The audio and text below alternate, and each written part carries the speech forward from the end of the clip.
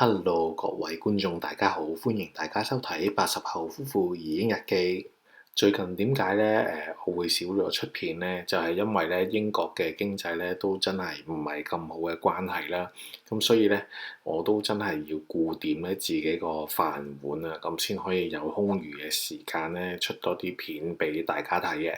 咁其實咧，我都有 join 一啲咧隻身移民英國嘅港人 WhatsApp group 啦。咁其實咧都睇到好多香港移民咗過嚟英國嘅香港人咧，喺最近呢一兩年咧揾工上面咧都比較困難啊。咁其實咧我自己都唔覺得驚訝嘅，因為咧喺工黨上場咗之後嘅呢一兩年咧，咁其實咧英國嘅經濟咧係真係咧慢慢變差得都幾緊要。咁有時去市中心嗰度行街啦，咁其實咧都見到條街咧係多咗好多吉鋪啦，同埋咧多咗好多露宿者啊！咁唔知係咪因為咧呢一個生活成本上漲嘅關係啦？咁有好多本地嘅英國 local 嘅英國人咧，咁佢哋都失業啦，咁可能咧都afford 唔起一啲咁昂貴嘅租金啊，所以咧就變咗喺條街度咧見到好多人咧就紮營咁樣嘅。咁其實細佬我咧都移民咗過嚟英國咧，都差唔多有4年嘅時間啦。咁其實咧頭2年嚟英國咧，我自己覺得咧揾工方面咧係容易嘅，但係而家最近呢一兩年咧就真係覺得咧喺揾工方面啊就真係難咗好多。咁最近咧我公司嚟嘅一個實習生啦，咁其實咧，佢都話佢只係要揾一份placement 嘅工作啦，即係實習1年嘅工作啦。咁佢寄咗咧差唔多有60-70份 CV 咧，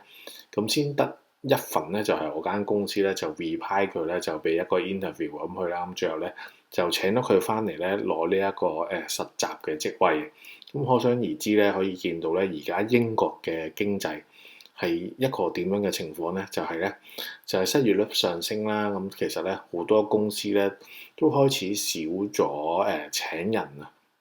咁所以點解咧？最近小弟咧就將啲時間咧就大部分都投入咗去工作上面，因為咧我自己都好擔心咧會有一日咧成為呢一個失業大軍啊。咁到時咧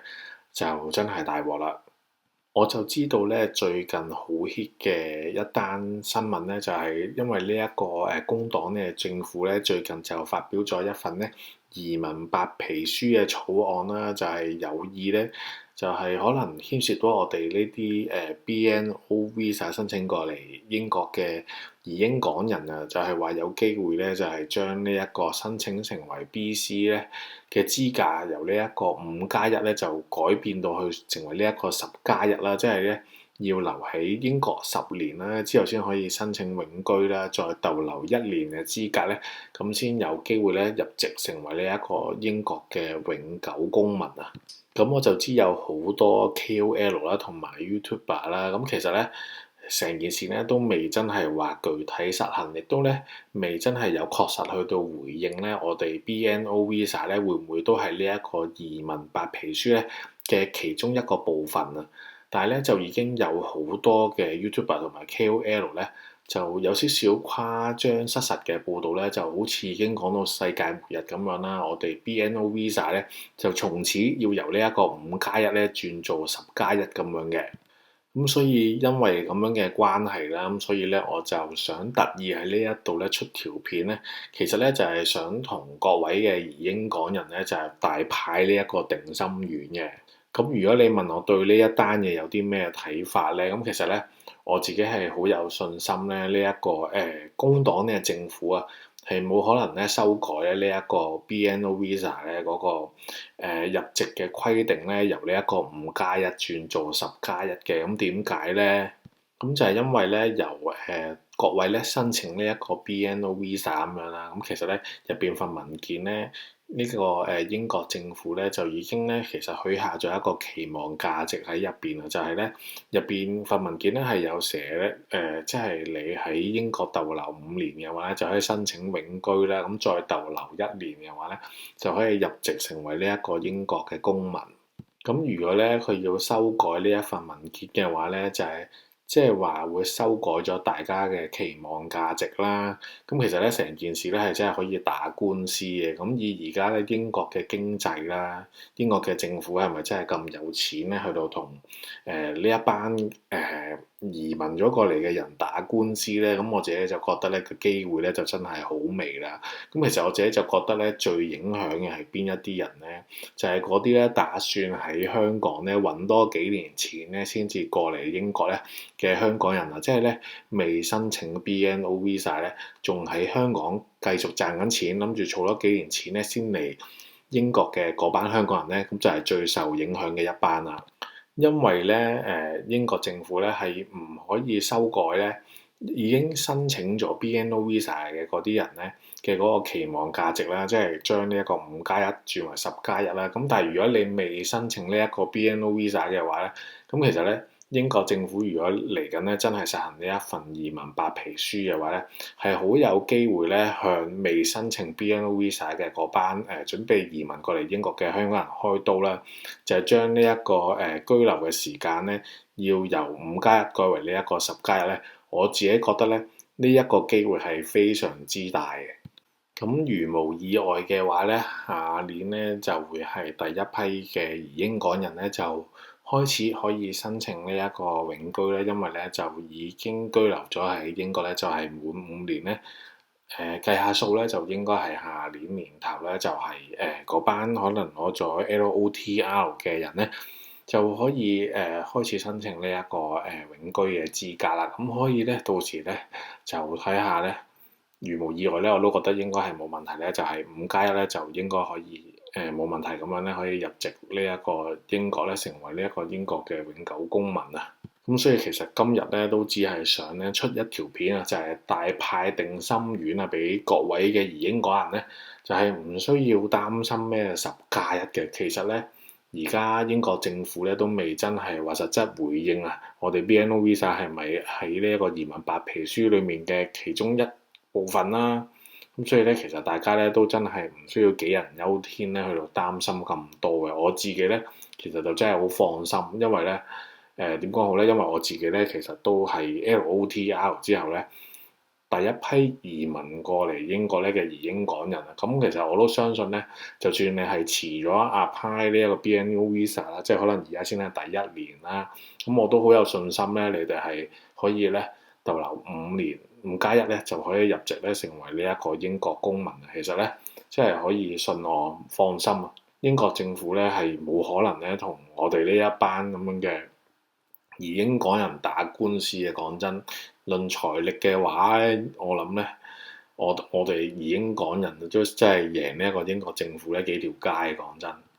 咁反而咧我自己最擔心嘅係咩咧？其實最擔心咧就係喺英國咧真係可唔可以持久咁樣揾到食咧？因為你見而家英國嘅經濟都咁樣啦，好多啲大公司咧都話要裁員啊，或者係咧清盤咁樣啦。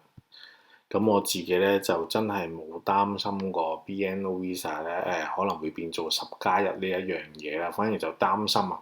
喺英國咧而家咁樣嘅經濟方面咧，我可唔可以咧持久咁樣咧喺英國呢一個地方咧生活落去咁樣嘅？因為你又見到咧，其實好多大公司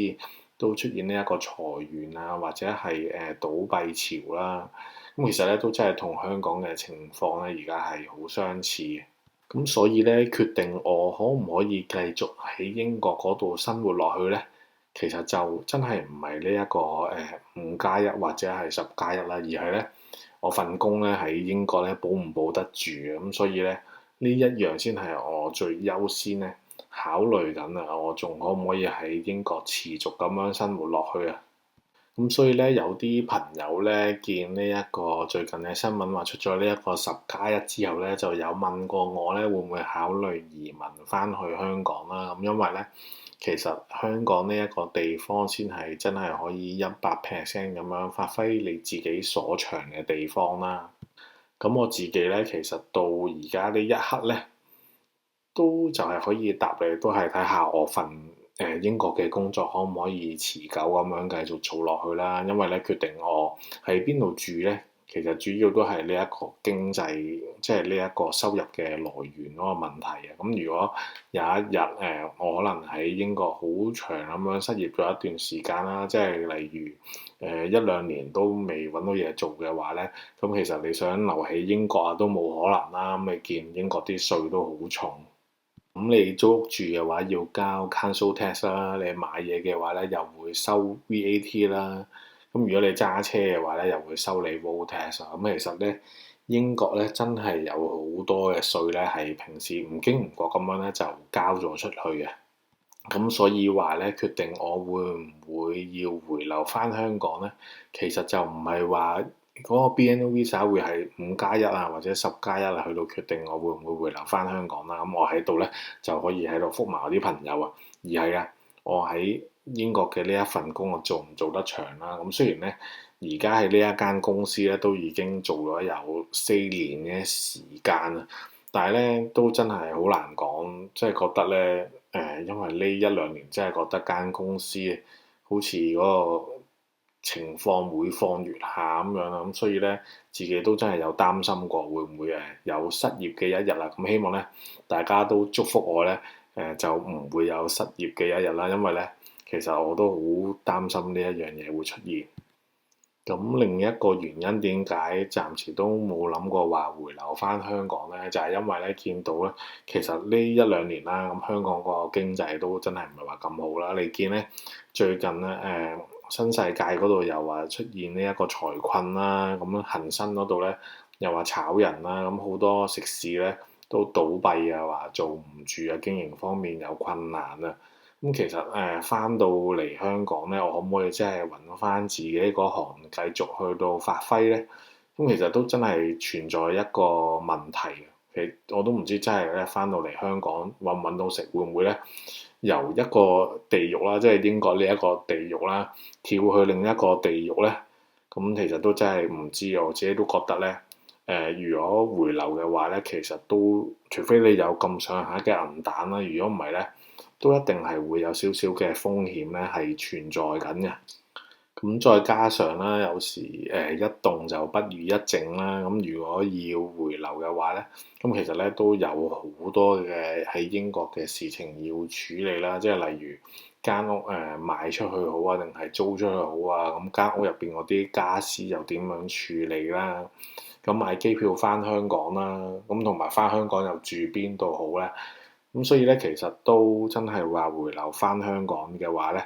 都真係有好多嘅事咧要諗啊！咁同埋翻到香港住邊度咧，先係一個最重要嘅問題啊！咁而家喺英國衰衰地咧，都叫做有個瓦遮頭啦，咁都叫做創造咗自己嘅另一片天地啦。咁但係翻到香港，我有時都諗緊會唔會又係會重複翻點解我當初移民離開嘅嗰個原因咧？咁就係因為喺香港嗰度生活咧比較困難啦，咁壓服唔起樓價，壓服唔起其實好多嘢啊，咁自己嘅收入又唔係話好高嘅關係。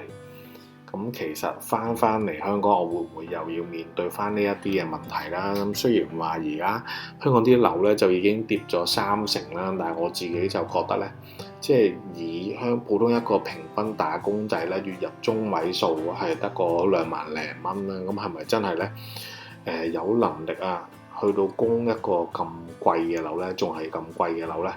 咁其實我自己咧都真係有少少保留啊。咁唔知大家咧對最近英國發表嘅呢份移民白皮書咧係有啲咩諗法咧？咁你自己覺得咧 BNO Visa 會唔會有一日咧真係由呢一個5+1轉做呢一個10+1咧？咁就歡迎咧可以留言咧話俾我聽，我都想知道咧大家嘅睇法係點樣嘅。咁同埋仲有啦，就係如果回流嘅話咧，即係好似我上述講咁嘅3個問題啊，咁你哋覺得咧？即係如果喺英國回流翻香港嘅話咧，有冇信心可以解決到咧我提出嘅呢3個問題咧？咁如果你哋咧即係有你哋嘅諗法嘅話咧，就可以咧喺下邊咧留言話俾我聽嘅。咁最後咧，其實我都想講咧，生活咧係屬於自己嘅。咁如果咧真係喺英國嗰度覺得天氣不似預期啦，咁就未必係咁適合自己嘅話咧，咁其實我覺得咧回流咧都未嘗唔係一件好事嚟嘅。咁同埋咧我自己都尊重咧，即係各位香港人咧嘅諗法嘅。咁始終咧英國同香港咧真係一個完全截然不同嘅國家啦。咁同埋個生活方式咧，亦都係180度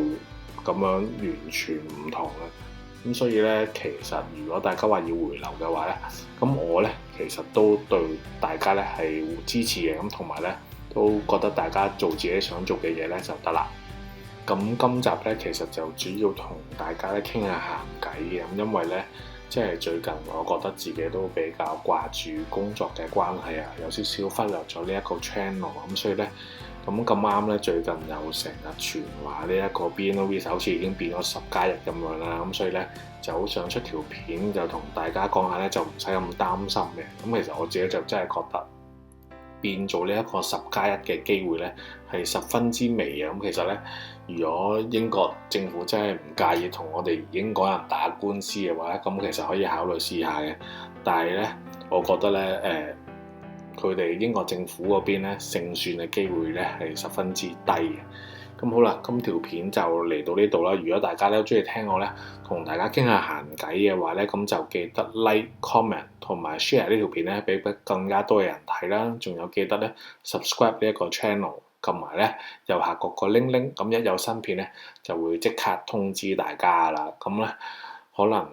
我都希望可以有一段時間咧就唔使再做泥山，咁就可以咧多啲時間可以 focus 喺咧出片咧俾大家睇嘅。咁我哋下條片再見啦，遲啲再見，拜拜。